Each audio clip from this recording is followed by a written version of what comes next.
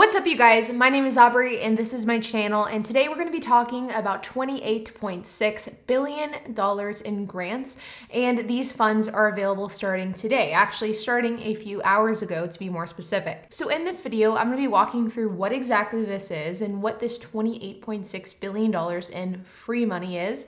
I'm going to be talking about who qualifies for this and, more importantly, how to apply.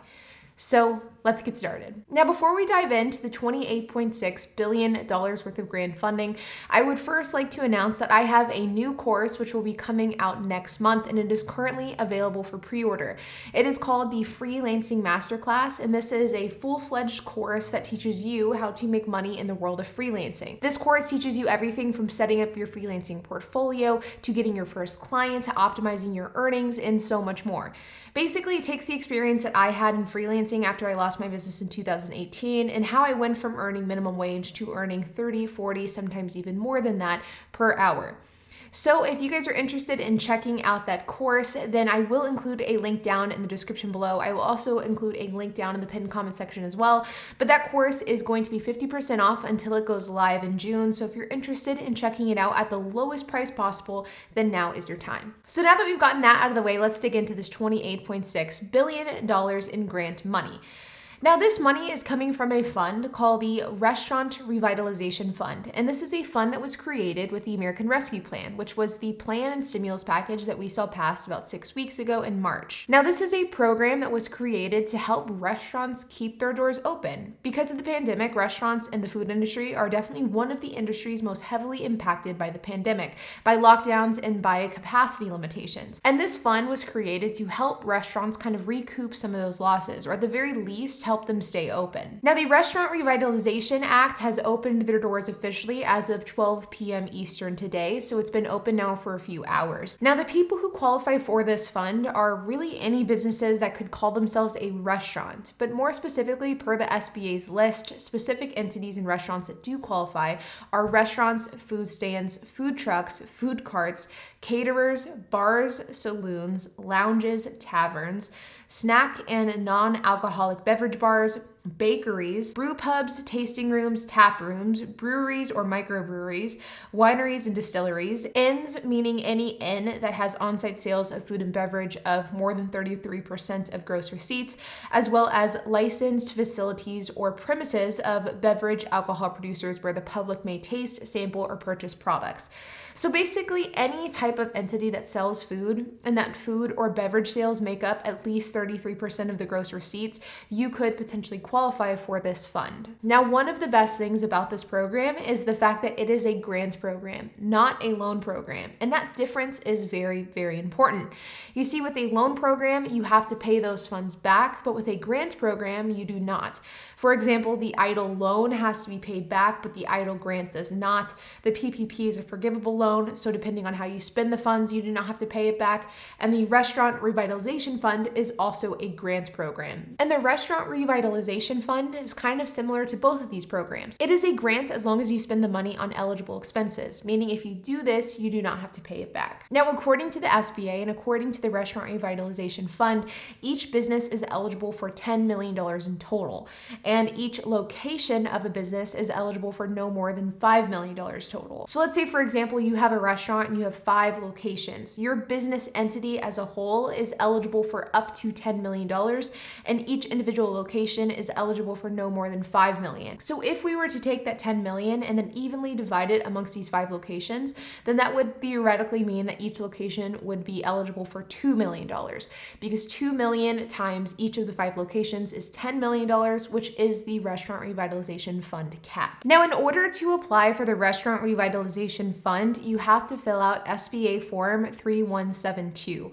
Now, this can be found directly on the SBA's website, and for the most part, the form is fairly straightforward as long as you have your tax documentation organized and you have it ready to go. That way you can refer to it when applying for this application. Now, in order to apply for the Restaurant Revitalization Fund, there is an online portal that you can go to, which will then guide you through an online application, very similar to how the EIDL was. Now, if you're somebody who isn't quite ready to fill out the online application right now, but you still want to prepare for the application of the Restaurant Revitalization Fund, then you can also refer to SBA Form 3172 3172, which can be found on the SBA's website. I will also include a link down in the description below.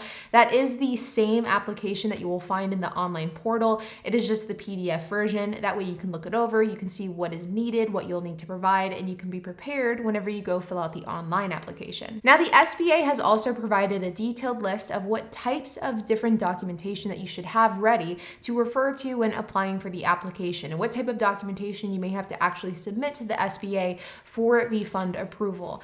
A handful of these documents include business tax returns, IRS Form 1120 or IRS Form 1120-S, an IRS Form 1040 Schedule C, or an IRS Form 1040 Schedule F. If you are a partnership, you should have ready the IRS Form 1065. You should have bank statements ready to go, as well as financial statements, including profit and loss statements, income statements, potentially a balance sheet as well. And you should also have a point of sales report as well. Now, if you have more of a non-traditional restaurant, something like a winery, a distillery, a brewery, and you not only make wine, alcohol, things like that, but you also sell it, you will also have to prove that 33% of your gross receipts come from outside sales. And so you will need to be able to prove that and to report that in order to be eligible for the Restaurant Revitalization Fund. Now, before you get up and you go rush to apply for the Restaurant Revitalization Fund, there are a few things to keep in mind.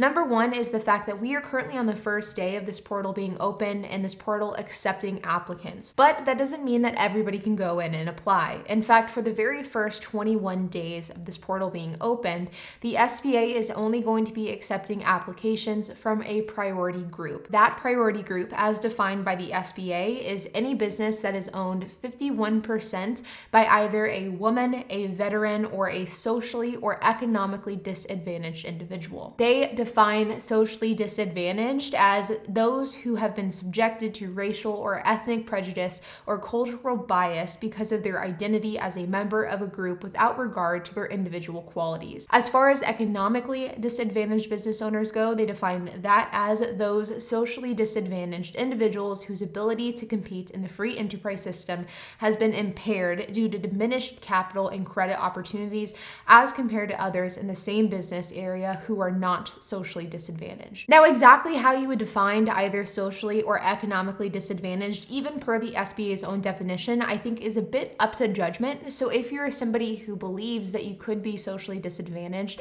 if you're somebody who believes you could be economically disadvantaged, then I probably would encourage you to apply.